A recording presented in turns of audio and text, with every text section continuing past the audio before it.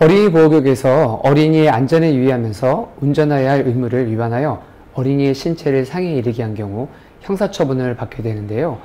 2020년 3월 25일부터는 특정 범죄 가중처벌등에 관한 법률에 따라 어린이 보호구역에서 어린이를 사망에 이르게 한 경우에는 무기 또는 3년 이상의 징역에 처할 수 있고요.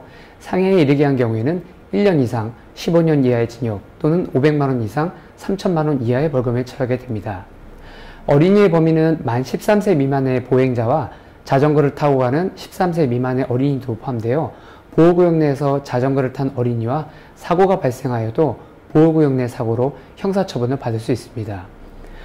보호구역을 운전하는 운전자는 규정속도를 지키는 것뿐만 아니라 아이들이 갑자기 도로로 나올 수 있다는 점을 생각하고 운전해야 합니다. 보호구역 내에서 규정속도를 지켰다 하여도 만 13세 미만의 어린이와 사고가 발생하면 보호구역 내 사고로 형사처분이 가능합니다.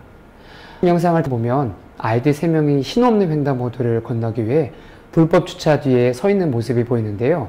1.5톤 트럭 한 대가 지나가고 아이들 2명이 먼저 뛰어가는 모습이 보입니다.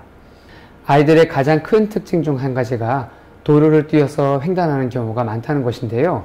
그렇다 보니 운전자 입장에서는 갑자기 뛰어나는 어린이와 사고가 발생한 경우가 많습니다. 지금 보시는 영상에서 당시 운전자가 아이들과의 사고를 못 막은 또 다른 이유는 횡단보도 앞에 불법 주차 차량이 있었기 때문인데요.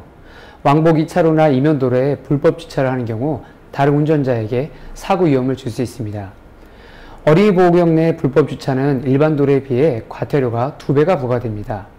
보호구역 내에서 운전할 경우 도로가에 만일 불법 주차 차량이 있을 경우 어린이가 갑자기 나올 수 있다고 생각하고 운전을 해야 합니다. 그리고 횡단보도 인근에서는 속도를 좀 더 줄이고 횡단보도 정체선 앞에서는 한번 멈췄다가 운전하는 습관을 가져야 합니다.